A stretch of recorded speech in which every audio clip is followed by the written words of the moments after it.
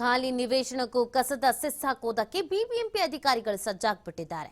ಈಗ ಯಾವ ಸೀಮೆ ರೂಲ್ಸ್ ಅಂತ ಕೇಳ್ತಿದ್ದಾರೆ ತೆರಿಗೆ ಪಾವತಿದಾರರು. ಶನಿವಾರ ಹೊರಡಿಸಿರುವಂತಹ ಆದೇಶದಲ್ಲಿ ಖಾಲಿ ನಿವೇಶನಕ್ಕೂ ಕಸದ ಸೆಸ್ ಬಗ್ಗೆ ಮಾಹಿತಿ ಇದೆ. 46 ಲಕ್ಷ ಆಸ್ತಿ ಮಾಲೀಕರು ಘನತ್ಯಾಜ್ಯ ವಿಲೇವಾರಿ ಶುಲ್ಕವನ್ನು ಪಾವತಿಸಬೇಕು.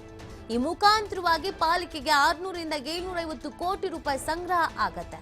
ಇದರೊಂದಿಗೆ ಆಸ್ತಿ ತೆರಿಗೆ ಪಾವತಿದಾರರಿಗೆ ಶೇಕಡ 30 ರಿಂದ 35ರಷ್ಟು ಹೆಚ್ಚಳ.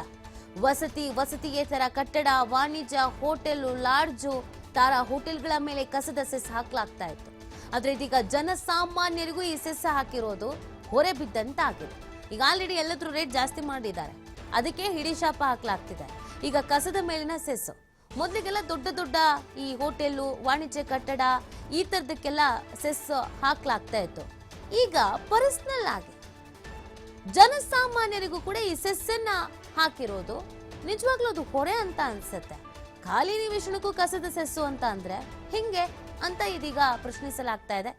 ಇದಿನ್ ರೂಲ್ಸ್ ಅಂತ ಹೇಳಬೇಕು, ಏನು ಅಂತ ಹೇಳಬೇಕು ಅಂತ ತೆರಿಗೆ ಪಾವತಿದಾರರು ಇದೀಗ ಕೇಳ್ತಾ ಇದ್ದಾರೆ. ಶನಿವಾರ ಹೊರಡಿಸಿರುವಂತಹ ಆದೇಶದಲ್ಲಿ ಖಾಲಿ ನಿವೇಶನಕ್ಕೂ ಕಸದ ಸೆಸ್ ಬಗ್ಗೆ ವಿವರಣೆಯನ್ನ ನೀಡಲಾಗಿದೆ. ಇದರಿಂದ ಸಾಕಷ್ಟು ಸಮಸ್ಯೆಗಳು ಎದುರಾಗತ್ತೆ. ಹಾಗಾಗಿ ಯಾವುದೇ ಕಾರಣಕ್ಕೂ ಇದು ಅಸ್ತಿತ್ವಕ್ಕೆ ಬರಬಾರದು, ಜಾರಿಗೆ ತರಬಾರದು ಅನ್ನುವಂಥದ್ದನ್ನ ಹೇಳಲಾಗ್ತಾ ಇದೆ. ಪಾಲಿಕೆಗೇನೋ ಆದಾಯ ಸಂಗ್ರಹ ಆಗತ್ತೆ, ಹಂಗಂತ ಜನಸಾಮಾನ್ಯರಿಗೆ ಅದು ಹೊರೆ ಆಗಬಾರ್ದು ಅಲ್ಲ.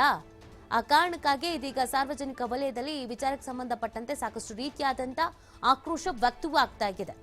600 ರಿಂದ 750 ಕೋಟಿ ವಸೂಲಿ ಆಗತ್ತೆ ಅಂತ ಹೆಂಗ್ ಬೇಕೋ ಹಂಗೆ ಯಾರಿಗೆ ಬೇಕೋ ಅವರಿಗೆ ಸೆಸ್ ವಿಧಿಸ್ತೀವಿ, ಕಸದ ಮೇಲಿನ ಸೆಸ್ ಅಂತ ಹೇಳಿದ್ರೆ ಹೆಂಗ್ ಸರಿ?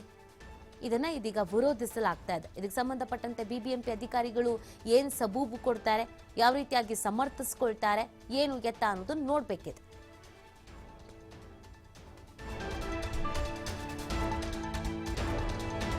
ಘನತ್ಯಾಜ್ಯ ವಿಲೇವಾರಿ ಶುಲ್ಕವನ್ನ ಪಾವತಿಸಬೇಕು ಅನ್ನುವಂಥ ವಿಚಾರ.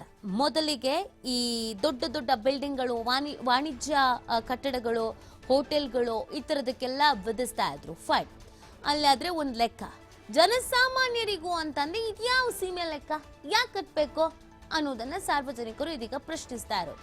ಹಾಲಿನ ರೇಟ್ ಜಾಸ್ತಿ, ನೀರಿನ ರೇಟ್ ಜಾಸ್ತಿ, ಮೆಟ್ರೋ ರೇಟ್ ಜಾಸ್ತಿ, ಬಸ್ ರೇಟ್ ಜಾಸ್ತಿ, ಅಡುಗೆ ಎಣ್ಣೆ ಜಾಸ್ತಿ, ಎಲ್ಲದ್ರ ರೇಟು ದುಪ್ಪಟ್ಟು. ಜೊತೆಗೆ ಈ ಕಸಕ್ಕೂ ಸೆಸ್ ಕಟ್ಟಿ ಅಂತ ಹೇಳಿದ್ರೆ ಹೆಂಗೆ ಬದುಕೋದಕ್ಕಾಗತ್ತಾ?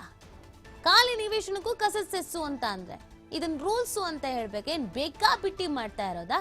ಯಾರು ಪ್ರಶ್ನೆ ಮಾಡಲ್ಲ, ಯಾರು ಕೇಳಲ್ಲ, ಒಂದೆರಡು ದಿನ ಮಾತಾಡಿ ಮನೇಲೆ ಕುತ್ಕೊಂಡು ಬೈದು ಸುಮ್ಮನೆ ಆಗ್ತಾರೆ ಅನ್ನುವ ಲೆಕ್ಕಾಚಾರಕ್ಕೆ ಬಂದಿದ್ದಾರೋ ಅಧಿಕಾರಿಗಳು ಹೆಂಗೆ? ಇದನ್ನ ಮರು ಪರಿಶೀಲಿಸಬೇಕು. ಯಾವುದೇ ಕಾರಣಕ್ಕೂ ಈ ಯೋಜನೆ ಜಾರಿಗೆ ಬರಬಾರ್ದು ಅನ್ನುವಂತ ಆಗ್ರಹ ಹೆಚ್ಚಾಗ್ತಾ ಇದೆ.